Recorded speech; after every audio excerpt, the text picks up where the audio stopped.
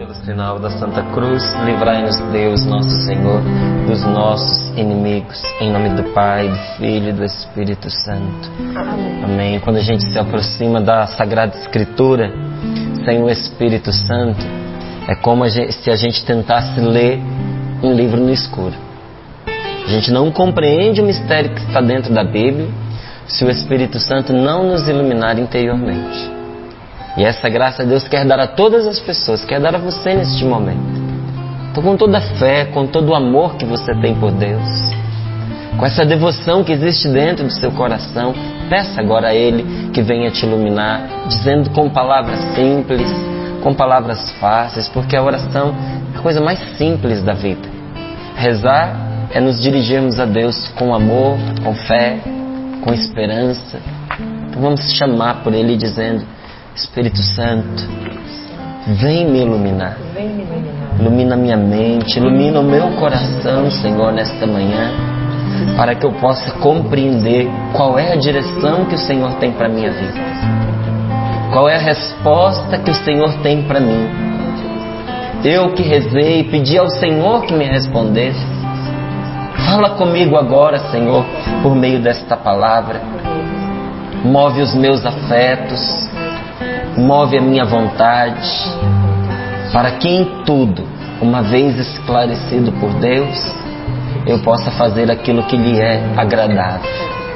Por isso vem, Espírito Santo. Glória ao Pai, ao Filho e ao Espírito Santo, como era no princípio, agora e sempre. Amém.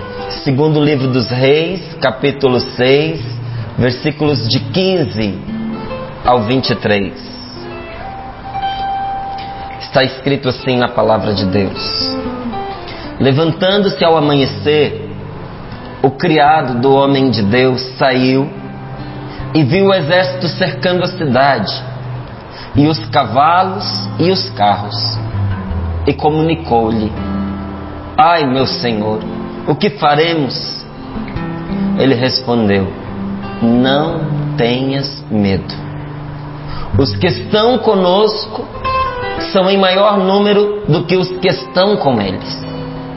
Eliseu orou: Senhor, abre-lhe os olhos para que veja.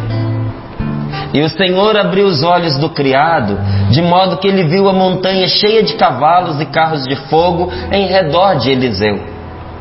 Os inimigos desceram contra Eliseu, que orava ao Senhor: fere esta gente com cegueira.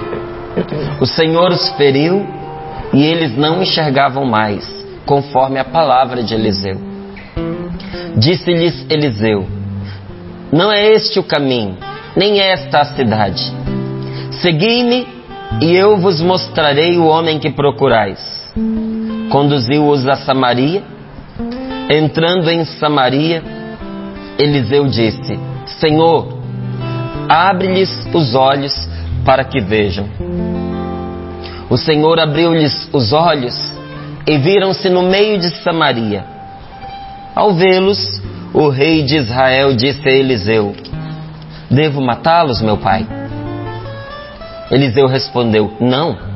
Acaso costumas matar os que capturaste com a tua espada e com teu arco? Serve-lhes pão e água, para que comam e bebam e depois voltem ao seu senhor.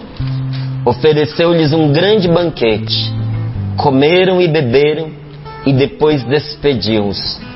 Foram para o seu senhor, e as tropas de Arã não vieram mais à terra de Israel. Palavra do Senhor. Graças a Deus. Graças a Deus. O que essa palavra ela nos revela como um acontecimento? Esta palavra ela foi escrita, foi guardada na Sagrada Escritura para preservar uma verdade. Uma verdade que quem não tem fé acredita que é uma ficção. Mas a fé ela não é uma ficção. Fé é você acreditar naquilo que você não vê. Mas não é porque você não vê uma coisa que ela não existe. Então, por exemplo, essa é um exemplo simples, não é? Raso, porque hoje existem muitas maneiras de a gente já mensurar o que eu vou lhe dizer. Não é? A nossa volta, por exemplo. A gente não vê o ar que respira, mas no entanto ninguém tem dúvida de que ele está presente. Se você tiver dúvida, basta tapar o nariz e a boca que rapidinho você percebe que faz falta, né? Agora você vê o ar, você não vê. Por isso ele deixa de estar presente? Não, não deixa. Aí você pode até dizer para mim, mas Márcio, o ar a gente consegue capturar. Consigo colocar o ar dentro de um balão, eu consigo medir o ar, eu consigo sentir a sua presença com o vento, quando ele se desloca. Tá certo, é verdade, por isso que eu disse para você que é um exemplo raso. Mas, por exemplo, ninguém vê o amor. Você consegue ver o amor? O amor não se vê. O que você vê são demonstrações de afeto. São atitudes em favor de outra pessoa. Mas o amor mesmo você não vê. Alguém que prefere ser prejudicado a prejudicar outra pessoa. A gente diz, isso é amor. Mas você está vendo o amor? Não, você está vendo a atitude de alguém. Você vê alguém beijando uma outra pessoa, tendo um gesto de carinho, afagando o cabelo. Você percebe o olhar de uma mãe para o seu filhinho que brinca ali no chão, e ao olhar, ao ver aqueles olhos cheios assim de doçura, você diz, nossa, como essa mãe ama essa criança. Mas você não está vendo o amor, você está vendo o afeto, você está vendo a doçura, a meiguice que aquela pessoa transmite no olhar. Você interpreta a maneira como aquela pessoa está olhando. Mas o que você está vendo nada mais é do que o próprio olhar da pessoa. Tem jeito da gente ver o amor? Não tem. E no entanto eu te pergunto, você tem dúvidas de que o amor existe? A outra coisa que eu posso lhe dizer é a respeito do mal. O mal a gente não vê, a gente vê as atitudes. Uma pessoa que fala mal da outra, então você vê a pessoa falando mal. Uma pessoa que monta armadilhas, que agride a outra, você vê atitudes que não são boas, mas o mal em si mesmo você não vê. As realidades espirituais nós não enxergamos. A palavra aconteceu que um dia, acordando bem cedinho, o criado de Eliseu, e Eliseu era chamado o homem de Deus, ele saiu da sua tenda, como a gente acorda de manhã cedo, abre a janela, vai se espreguiçar no quintal. E a hora que ele saiu para se espreguiçar, o que foi que ele viu? Eles estavam cercados de cavalos, e quando aqui se fala de carros, eram carroças fortificadas. Então você imagina que ali atrelado ao cavalo estavam carroças de metal, fortemente armadas, protegidas, porque naquela época já se tinha flechas, já se jogava pedras, se tinha espadas para bater contra as pessoas que estavam combatendo. Então o carro era armado nesse sentido, era fortificado nesse sentido. Era uma carroça de metal que protegia quem estava em cima dela. Mas era algo extremamente aterrador para aquela época. Não tinha tanques de combate, não tinha automóveis. O que havia de melhor eram os carros fortificados para o combate. E não havia ali uma ou outra pessoa. Havia ali um exército acampado contra um homem, Eliseu. E aí os seus servos, o empregado de Eliseu entrando, começa a se lamentar dizendo, ai meu Senhor, o que nós faremos? O que nós faremos porque tem um exército aí fora? E Eliseu respondeu ao seu servo, não tenhas medo.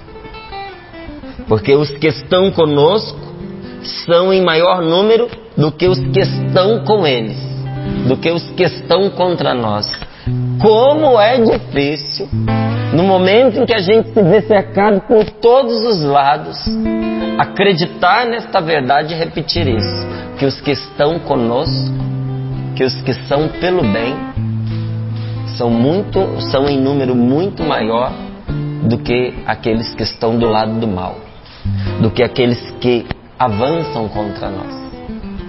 E naquele momento Eliseu fez uma oração pedindo a Deus que abrisse os olhos do seu servo e ele pôde ver espiritualmente aquilo que Eliseu era capaz de ver por causa da sua intimidade com Deus. Eliseu era íntimo do Senhor, por isso que ele era chamado um homem de Deus. E diz aí que os inimigos desceram contra Eliseu, que orava ao Senhor. Do mesmo jeito que o profeta pediu a Deus que abrisse os olhos do seu empregado. Ele pediu a Deus que fechasse os olhos dos seus inimigos. E aquele exército inteiro que avançava contra esse único homem de Deus, perdeu a noção do que estava acontecendo. Ficaram confusos e não sabiam mais a quem atacar, não sabiam mais quem era Eliseu. E Eliseu se aproxima deles e diz: olha, vocês erraram de endereço, eu vou levar vocês aonde vocês querem. E conduziu aquela tropa inteira para o meio do acampamento do exército que eles estavam invadindo. Então, as tropas de Arã eram inimigas de Eliseu. Eliseu pediu a Deus que fechasse os olhos deles e trouxe todos eles para o meio do exército inimigo do exército de Arã, que era o exército de Israel. Levou diante do rei de Israel, que era inimigo do rei de Arã. Inimigo do rei de Arã. E quando eles se viram naquele momento cercados por todos os lados pelo exército inimigo, quando as tropas de Israel tinham ali o seu inimigo nas mãos, derrotado, completamente rendido, vencido, o rei de Israel pergunta a Eliseu: devemos matá-los, meu pai? E Eliseu diz: o que é que você faz com os inimigos que você captura em combate? Não manda a regra, a honra, que não se mate esses inimigos? Esses nossos foram também capturados. Então não os mate, mas pelo contrário, dê a eles comida e água. E foi o que eles fizeram. Eles não destruíram o inimigo, mas mataram a inimizade. Porque depois de ter rendido este exército, ter alimentado e dado água, eles entenderam que Deus estava com eles e nunca mais voltaram a pôr os pés em Israel. Esta palavra nos ensina muitas coisas. Ensina coisas de uma forma especial para aqueles que se encontram cercados de todos os lados. Às vezes acontece conosco igualzinho aconteceu esse empregado. A gente acorda de manhã cedo, olha lá no versículo 15. Levantando-se ao amanhecer, o criado do homem de Deus saiu e viu o exército cercando a cidade. Às vezes a gente nem saiu da cama e a gente já se vê cercado. Já aconteceu com você? A notícia te tira da cama. Às vezes alguém vem te acordar com uma notícia difícil. Vem preocupar você antes mesmo que você possa lavar o seu rosto, tomar o seu banho. A pessoa chega, te aborda e diz: olha, existem coisas aí que estão acontecendo que precisam dos seus cuidados.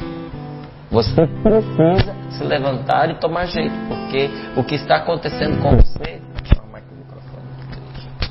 O que está acontecendo com você é sério. Então, olha, levanta. Levanta, porque as situações estão se derrubando sobre a sua cabeça. Você está cercado de todos os lados. Vai tomar um banho, se prepara, a gente tem que sair. Por quê? Porque a gente precisa resolver esse problema. Às vezes a gente se encontra desta forma. Às vezes a gente nem saiu da cama e já chegou a notícia de uma perda que a gente sofreu, de um prejuízo no nosso trabalho, não é? De um filho que está passando por dificuldades. E a gente se vê cercado, a gente se vê acuado. Diante desta verdade que acontece com todos nós, nós precisamos aprender uma coisa também com esta palavra. Esta palavra nos ensina algo importante. Não basta que nós amemos a Deus, não basta que Deus nos ame para que a gente tenha a vitória. É preciso também, de nossa parte, que nós amemos a Deus e que nós lutemos, a fim de que a gente possa receber a vitória que Deus quer nos dar e que nós possamos conservá-la. Então, Deus nos ama, Ele nos ama em meio às nossas dificuldades, aos cercos que nós sofremos, aos confrontos que vêm ao nosso encontro. Deus nos ama, nunca deixou de nos amar, mas não basta que Deus nos ame para Ele nos dar a vitória. É preciso também que da nossa parte nós o amemos e nós batalhemos para receber das mãos de Deus a vitória que Ele quer nos dar. E para que nós conservemos essa vitória. Porque quem não luta, mesmo que antes tenha vencido, lá na frente volta a perder. E para que essa vitória acontecesse, Eliseu fez o que estava ao seu alcance. A primeira batalha que um homem de Deus trava é pela oração. Não tem outro caminho. Quando a gente começa as coisas de maneira precipitada, quando a gente começa as coisas no humano, na carne, quando eu digo na carne, é sem o Espírito Santo, é sem contar com Deus, é sem rezar, a vitória é perdida. A derrota é praticamente certa. Mas quando nós colocamos Deus à nossa frente, e nós fazemos isso pela oração, a vitória também marcha à nossa frente. O que é que Eliseu fez? Já que nós dissemos que não basta que Deus nos ame, mas nós também precisamos amá-lo e fazer a nossa parte. O que é que Eliseu fez? Eliseu rezou: Senhor, abre os olhos deste homem que está comigo para que ele veja. Essa é a oração que nós precisamos fazer por nós mesmos e uns pelos outros nesse dia de hoje. Quantas pessoas você precisa rezar a Deus pedindo: Senhor, abre os nossos olhos para que vejamos? Quanta gente que está com você, que você conhece, que é gente boa, até piedosa, temente a Deus, mas parece que não consegue enxergar que Deus está em seu favor, que Deus está em nosso favor. Parece que seus olhos se fecharam pela dor, se fecharam pelo desespero, pela falta de ânimo, pela falta de coragem, pela falta de alegria. Às vezes a gente fala pensando nos outros, mas a primeira vítima desse desespero, desse desânimo, somos nós mesmos. A nossa oração deste dia, a oração que nós precisamos fazer, primeiro por nós mesmos e depois pelos outros, é: Senhor, abre os nossos olhos para que vejamos. Mas para que vejamos o quê? Para que vejamos, pois à nossa volta está a ajuda enviada da parte de Deus para nos levar a superar qualquer dificuldade. Deus já preparou neste dia a ajuda que você precisa para levar você a superar qualquer dificuldade. Quando os nossos olhos são abertos pelo Espírito Santo, nós podemos ver em tudo que nos acontece, de alegre ou de triste, a mão de Deus a nos livrar, a nos sustentar e a nos conduzir. Em todas as coisas que nos atingem, em tudo aquilo que passa na nossa vida, se o Espírito Santo abre os nossos olhos, e Ele quer abrir, basta apenas que nós queiramos também que Ele nos abra os olhos. Quando o Espírito Santo nos abre os olhos, nós somos capazes de ver em tudo o que nos acontece, seja uma coisa alegre, seja uma coisa triste, nós somos capazes de enxergar a mão de Deus, primeiro, que nos livre, segundo, que nos sustenta, e terceiro, que nos conduz. A primeira coisa que Deus quer fazer nesta manhã é libertar você das mãos de tudo aquilo que te oprime, a começar das suas preocupações, porque a preocupação é um carrasco cruel na vida da gente. Às vezes nós somos açoitados pelas nossas preocupações, e preocupações fantasiosas. Como a gente sofre, como a gente gasta energia por causa das nossas preocupações. Às vezes preocupado com algo que nem existe, criando inimigos aonde a gente não tem, quando na verdade o nosso primeiro inimigo ali mais forte é justamente aquela preocupação que vai roubando o nosso ânimo, a nossa coragem, que vai nos entristecendo em relação às pessoas, porque a gente faz delas uma ideia que não é verdadeira. Deus quer libertar você, quer libertar você dessas preocupações exageradas, quer libertar você das pessoas que não gostam de você, que não prezam você, e que às vezes justamente por causa dessas diferenças, dessas antipatias, se movem contra você. Não quer destruir essa pessoa. Como nesta palavra, o inimigo não foi destruído, mas a inimizade entre eles foi. Deus quer libertar você desta inimizade, e Ele tem o poder de fazer isso. Se Ele contar com a sua oração, esta graça Ele vai poder lhe conferir de uma maneira muito mais prática, mais rápida, mais eficaz, mais imediata até. Por isso que Jesus nos diz que nós devemos orar pelos que nos perseguem e devemos abençoar os nossos inimigos, porque é pela nossa oração que Deus age no coração daqueles que estão contra nós. Quando nós os abençoamos, é como se nós jogássemos um balde de água fria em meio às chamas que eles acenderam. A gente apazigua aquela situação por meio das nossas orações. A primeira coisa que Deus quer nos fazer hoje de manhã é nos libertar de toda preocupação, é nos libertar das mãos das pessoas que nos odeiam e é nos libertar de todo o inimigo espiritual que nós não enxergamos, mas que acampa ao nosso redor, para nos conduzir ao erro, para nos afastar de Deus, para criar dentro do nosso coração a angústia, aquela sensação de que a gente está sozinho, de que a gente não tem paz, de que ninguém é por nós. Deus quer libertar você. Primeira coisa. Segunda, neste dia de hoje, tenha confiança, porque Deus vai te sustentar. A sua força, a sua coragem, o seu ânimo não vem dos homens. Nós que somos cristãos, nós lutamos como toda pessoa luta, mas quando as nossas forças se extinguem, nós temos um Deus que é por nós. Não que Ele não seja com os outros, mas é que o favor, a graça de Deus está à disposição de quem conta com ela. E quem não crê em Deus não conta com a graça de Deus. Não é que Deus não os ajude, é que essa é uma força à disposição de quem toma posse dela, de quem conta com ela. O Senhor vai te sustentar. E nos momentos em que você estiver com dificuldade de acreditar, reze pedindo ao Senhor: Senhor, abre os meus olhos para que eu veja. Senhor, abre os nossos olhos para que nós vejamos. E no momento em que você estiver liberto, sustentado pela mão de Deus, o Senhor vai te conduzir pelo caminho seguro. Deus vai te conduzir. Tudo que acontece conosco pode se tornar absolutamente tudo que acontece na nossa vida pode se tornar um instrumento para Deus nos conduzir. Esta palavra aqui, ela nos fala de carros, né? Expliquei para você que são carroças fortificadas.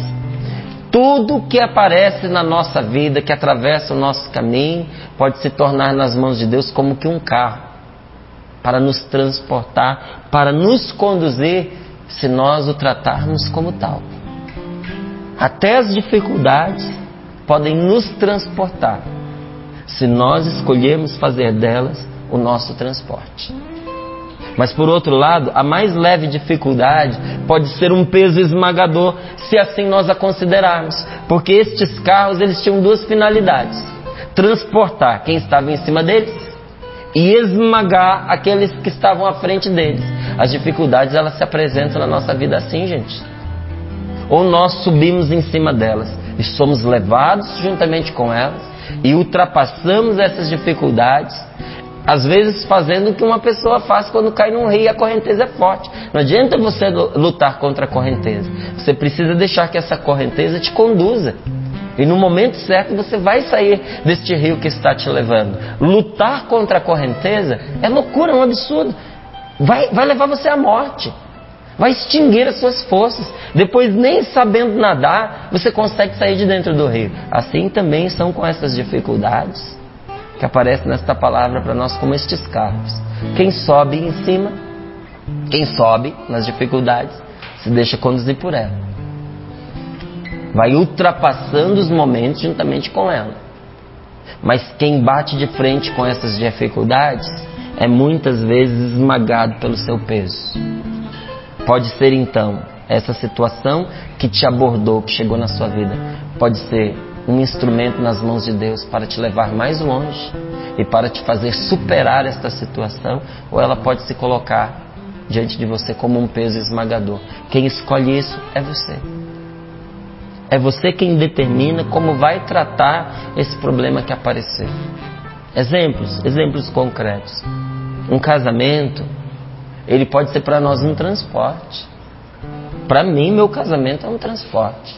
O casamento não me esmaga, porque a pessoa que está ao meu lado, a Rose, me ama.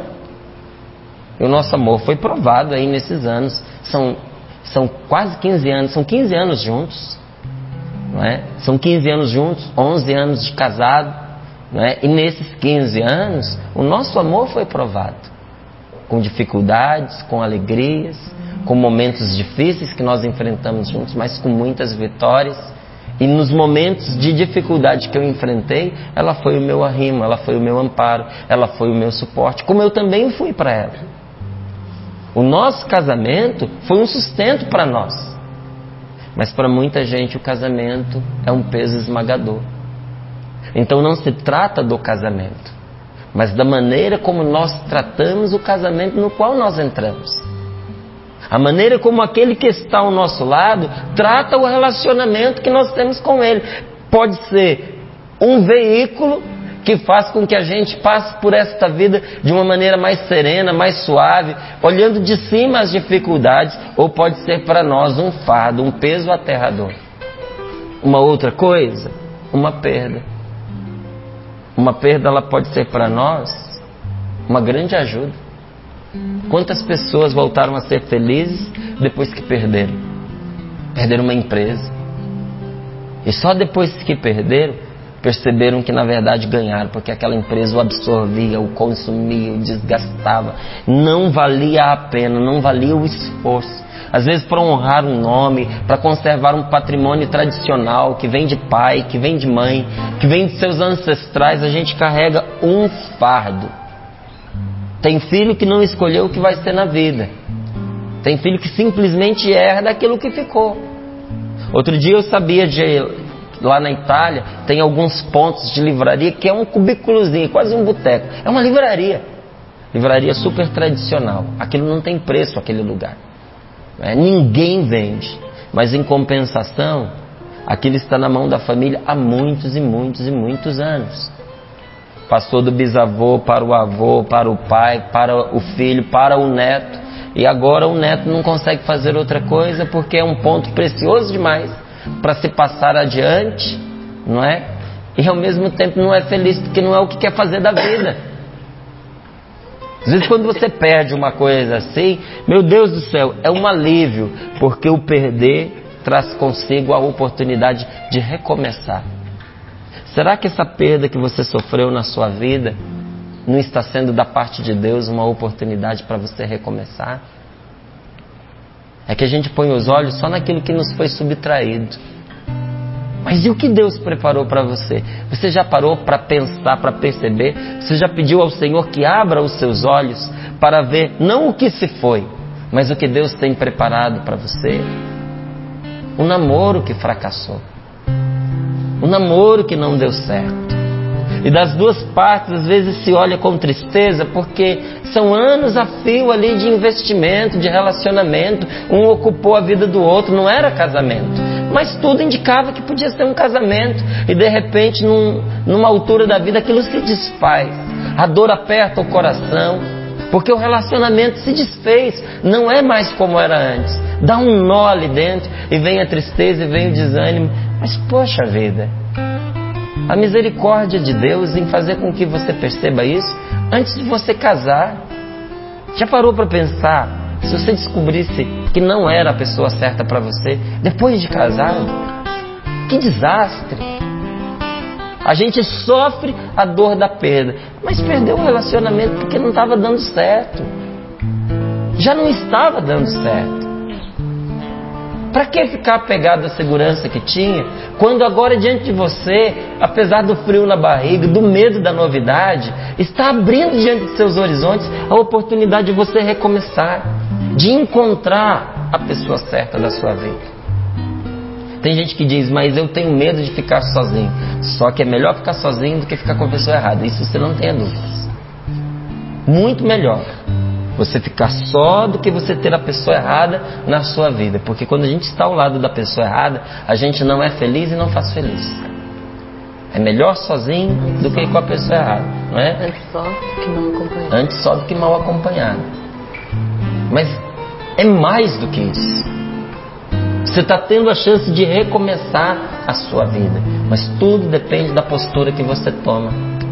Já que a gente está falando de carro, Santo Agostinho tinha uma premissa, tinha uma frase que era assim: a pessoa que caminha para Deus, então veja só, é uma pessoa de Deus, e ela caminha para Deus. A pessoa que caminha para Deus, mas não afasta de si as preocupações e nem domina as suas paixões, ela caminha como quem empurra um carro encosta acima.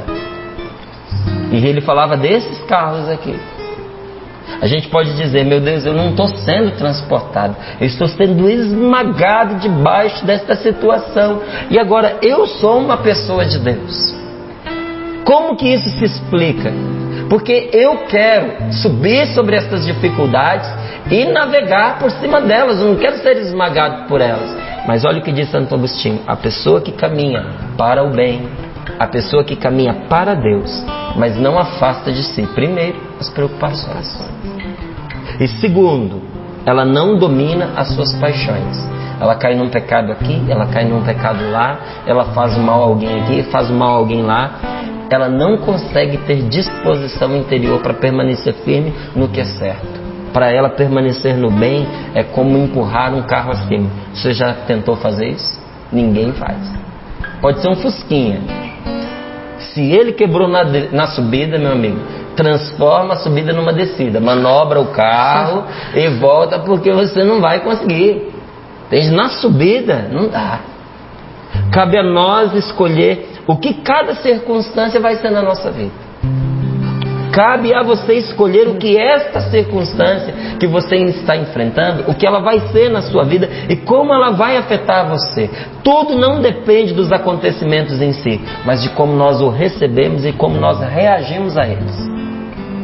Se nós nos deixamos abater diante dos sofrimentos, diante das dificuldades, e permitimos que eles nos esmaguem, eles se tornam para nós como um tanque, como um carro de guerra que passa por cima de nós e vai destruindo tudo à nossa volta. Mas se nós subirmos nessa dificuldade, como quem sobe sobre elas num carro de vitória, nós fazemos com que essas dificuldades nos carreguem e nos façam avançar para frente e para o alto. Tornam-se para nós instrumentos nas mãos de Deus que nos faz avançar. Agora, a sabedoria de como cada situação vai ser tratada, isso Deus vai lhe dar, porque cada situação é interpretada de um jeito. Por exemplo, uma pessoa que luta contra um vício, como é uma maneira de, em vez de a gente se deixar esmagar por aquele vício, a gente se deixar carregar por ele. É um vício, é uma dificuldade, é uma coisa terrível na sua vida. Como que você pode tirar um bem de uma coisa que é má e que você não consegue evitar? Todas as vezes que aquele vício te vencer e te derrubar, consiga em cima dele uma vitória maior ainda. Mas como? Confiando que Deus mais cedo ou mais tarde vai te libertar. Assim que você cair, se levante imediatamente e diga para o seu vício: eu não tenho forças de vencer você. Mas há muito tempo essa guerra deixou de ser entre mim e você, vício. A guerra agora é entre você e Deus. E vamos ver quem vai vencer, se é você ou se é ele. E você se levanta e recomeça outra vez, com alegria, com serenidade. Eu te garanto que vai chegar uma altura que o maligno não vai mais tentar você. Porque se todas as vezes que ele te tentar, você cair e recomeçar desta forma, não é uma derrota, é uma vitória sobre ele. Você se fortalece. E para não aumentar os seus méritos, ele é obrigado a se retirar. Sofre uma perda, como eu lhe disse. Em vez da gente interpretar essa perda como um prejuízo, como um sacrifício, como algo que veio para nos abater e nos destruir, nós olhamos para aquela perda como uma oportunidade de começar tudo de novo e ainda melhor. Até aqui nos ajudou o Senhor. Se Deus permitiu que nós sofrêssemos esta perda, é porque haviam coisas a reparar. Nós vamos fazer tudo desta vez ainda melhor, mais eficaz e mais perfeito. Porque tudo para ser bem feito tem que começar pequeno. Nada que começa grande é bem feito. Para você para você construir uma casa sólida, você tem que começar dos fundamentos. E os fundamentos ninguém vê. Até quem está construindo tem a maior pena, porque diz: meu Deus, quanto dinheiro enfiado embaixo da terra. Só que se você não tem aquilo enfiado debaixo da terra, você nunca vai ter uma casa que preste. Às vezes Deus permitiu esta perda para que você pudesse enraizar os seus fundamentos. Porque o que Ele tem para você é muito maior do que o que você tinha. E aquilo que você tinha já estava perigando pelo tamanho, tanto que desabou. Mas o que virá de novo agora terá suas raízes lançadas em Deus. O Senhor quer que você acredite nisso. Deus precisa contar com a sua fé, porque o Senhor, Ele não pode fazer muito com alguém que desistiu, com uma pessoa que se deixou abater, porque Ele não pode contar com ela, ela não reage.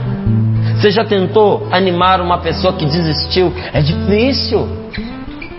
Você não pode viver a vida no lugar da pessoa, e no entanto ela não reage a nada que você fala. Você diz, olha, coragem, ânimo, vamos começar de novo, eu te ajudo. A pessoa diz, não, já tentei, vai dar certo. Não, vai dar certo sim, eu estou com você. Se você falhar, eu te ajudo, eu te sustento, eu te seguro. Não, eu cansei, já deu o que tinha que dar. Mas o que você não faz? Você tem medo de perder? Não tenho medo de perder, é certo que eu vou perder. Você tem medo de entrar numa dívida? Tem medo de entrar na dívida. Eu amparo você se for uma dívida, eu te ajudo financeiramente. A pessoa diz, não, já dei o que eu tinha que dar, eu não quero mais. Como que você ajuda uma pessoa dessa? Como você ajuda uma pessoa que vem te procurar e pedir ajuda, mas quando você vai escutar, ela diz, não, tudo para mim já está perdido. As coisas não dão certo para mim. Você está convencido de uma coisa que é mentira, que é irreal. Você está tomado por uma ideia que é justamente a ideia que te impede de conseguir as coisas que você precisa. Se não quebrar esta mentalidade, a pessoa não chega a lugar nenhum. A primeira coisa que você precisa tirar da sua cabeça, porque é uma ideia mentirosa, é de que as coisas já chegaram ao seu fim e de que elas não podem mudar. Elas podem mudar. Mas para que as coisas mudem, a primeira coisa que precisa mudar é o seu coração. É você. Você precisa acreditar que com Deus é possível. Você tem que desistir de desistir. Você tem que colocar de lado todo o abatimento. É fácil para quem não está abatido falar, não é verdade? Só que hoje eu posso não estar abatido, mas no dia em que eu tive que escutar a mesma coisa que estou falando para você. E escutar é uma oportunidade de reagir. Deus não pode fazer muito com a pessoa que desistiu e com a pessoa que se deixou abater. Por isso o inimigo, ele procura sempre levar o homem e a mulher ao desespero e ao sentimento de que nada podemos fazer para mudar a situação. Essa ideia de que as coisas não vão mudar, isso é uma tentação que entrou na sua vida. E essa tentação você tem da parte de Deus a autoridade para expulsá-la do seu coração. Você pode fazer isso. Você tem ao seu lado um número muito maior do que aqueles que estão com o mal. Não foi isso que esta palavra nos revelou nesta manhã? Senhor, abre os nossos olhos para que nós vejamos que aqueles que estão conosco são em um número muito maior do que aqueles que estão com eles. Mas veja, um exército desanimado já chega na batalha derrotado. Se a pessoa vai acreditando que vai ser perdida a luta já está perdida para ela. E não é raro que a gente vê as pessoas serem vencidas até mesmo na luta que ela trava dentro do próprio corpo. Não é raro que as pessoas adoeçam quando elas perdem a esperança. Por que a pessoa adoece quando ela perde a esperança? Porque perder a esperança é uma espécie de desmaio espiritual. E a pessoa desmaiada, ela não vê nada. Por isso que nós pedimos, Senhor, que os nossos olhos se abram. Perder a esperança é uma espécie de desmaio espiritual. E quando o espírito desmaia, o corpo se ressente e desfalece também. Muitas vezes, os males físicos que nós trazemos são manifestações do nosso desalento interior. É porque lá dentro do nosso coração, na nossa alma, no nosso íntimo, no nosso espírito, nós nos deixamos abater. Nós precisamos entender melhor, pela palavra de Deus, esses ataques do inimigo sobre o nosso espírito e aprender como nós podemos resistir a eles. Como nós podemos resistir à tentação. Se a tentação ela não consegue nos arrancar das coisas de Deus, se ela não consegue nos tirar do bem, então o que ela faz? Ela faz de tudo para nos esgotar, por meio de uma tentação ou de uma perseguição prolongada, para que, por fim, pelo abatimento, a gente desista de vencer. Como é que começou essa nossa história? No versículo 15, eles estavam cercados. Eles estavam totalmente cercados pelo inimigo. Estavam sendo combatidos. E você pode ter certeza que se Deus não tivesse intervindo, aquele cerco iria durar até que eles capturassem Eliseu. Nós precisamos, nesses momentos, ser espertos contra a tentação. Porque se ela não consegue nos tirar nem de Deus, nem das coisas de Deus, se a tentação ela não consegue nos tirar do bem, ela arma um cerco contra nós e fica aquilo, picando em cima da gente o tempo inteiro para nos fazer desistir de lutar e de vencer. Então seja esperto. Não caia na tentação dizendo: há muito tempo eu estou sofrendo e a minha libertação não chega. Perceba que se você aguentou até agora é porque Deus te sustentou. E que se você resistir até o fim, é esta tentação que vai se retirar. Quero concluir essa meditação dizendo para você o que eu também tirei dessa Sagrada Escritura, desse trecho. É preciso a gente abrir os olhos para a gente ver que o bem é mais forte que o mal sempre. Isso é sem dúvida. O bem é mais forte que o mal. Segundo, há mais pessoas pelo bem, só que elas são discretas. Há mais pessoas pelo bem do que pelo mal. É que quem escolhe o mal faz estardalhaço, você já percebeu? Faz barulho. E avança fazendo barulho e parece que é um número muito maior. Mas há mais pessoas pelo bem, ainda que sejam discretas, do que pelo mal. E terceiro, Deus não desiste de quem não desiste. Deus não desiste de você se você não desiste de lutar. Há sempre um socorro sobrenatural à nossa espera nos momentos mais difíceis. Se você está passando por um momento assim, acredite em mim, há um socorro sobrenatural à sua espera neste momento difícil que você está vivendo. E eu estou pedindo agora: abre, Senhor, os nossos olhos. Abre os nossos olhos para ver que aqueles que estão conosco são em um número bem maior do que aqueles que estão no mal. Abre os nossos olhos para ver, Senhor, que os teus anjos combatem em nosso favor. Abre os nossos olhos para ver que existem muitas pessoas de bem torcendo por nós. E que a seu tempo serão uma manifestação da tua divina providência para nós, Senhor, e vão nos amparar. Abre os nossos olhos para ver, Senhor, que o Senhor não desistiu de nós. Se nós não desistirmos de nós mesmos, com a tua graça, Senhor, nós venceremos. Então venha em nosso auxílio, venha em nosso socorro e derrama sobre nós agora este socorro sobrenatural, esta força espiritual à disposição de todos aqueles que enfrentam um momento difícil, um momento de luta, um momento de combate. Derrama sobre nós o teu Espírito, Senhor, porque é Ele quem nos confere todas estas coisas. Deus não desiste de quem não desiste. O bem é uma força sempre muito maior do que o mal. Há mais pessoas de bem do que corações enraizados no mal. Abre os nossos olhos para ver essa verdade hoje, Senhor. Levanta o nosso ânimo,